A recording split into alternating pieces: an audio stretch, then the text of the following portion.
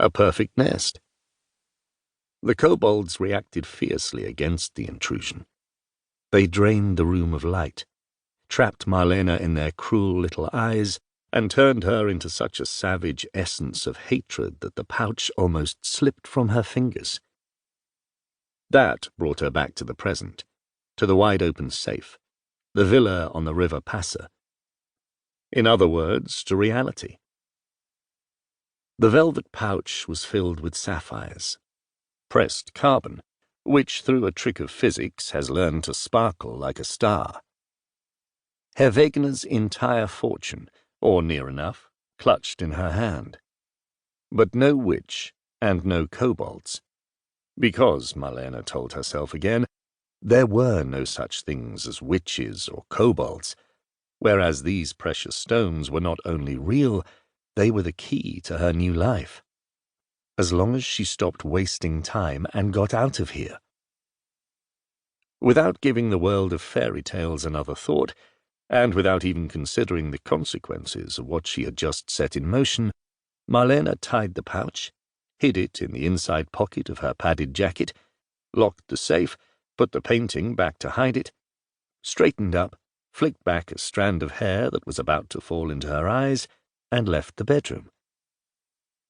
She walked along the corridor, down one flight of stairs, across the living room, through the hall with its excess of mirrors, and down the outside steps. The night greeted her with a light northerly wind. She did not stop. She got into the grey Fiat 130 and drove away.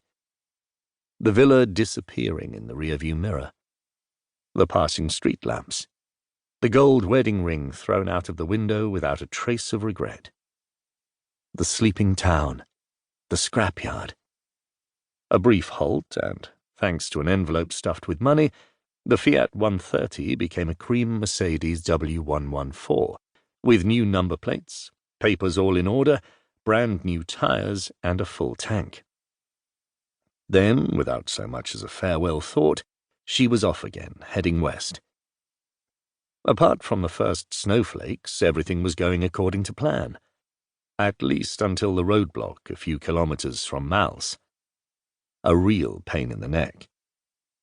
At the end of a series of bends she had just started along, Marlene glimpsed a van, its rotating beacon switched off, and a couple of carabinieri who looked as if they were freezing to death, or falling asleep, or maybe slyly waiting for someone or something.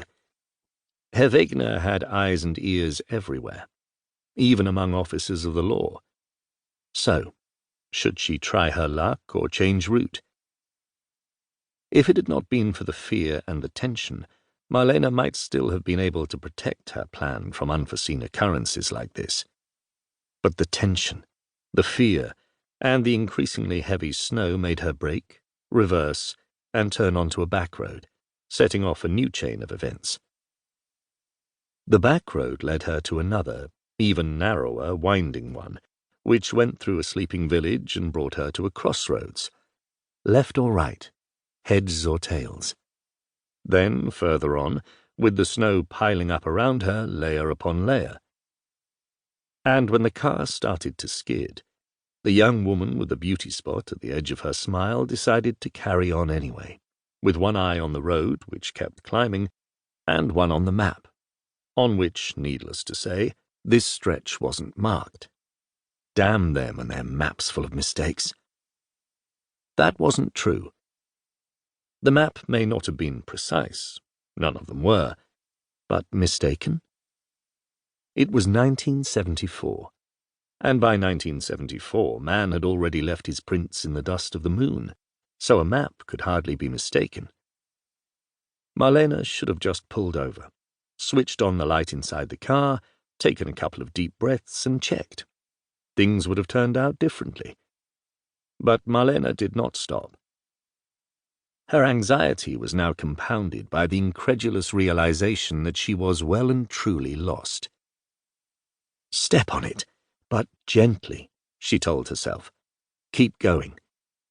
The road will take you somewhere sooner or later. A village, a shelter, a lay-by. She would even have been happy if the road had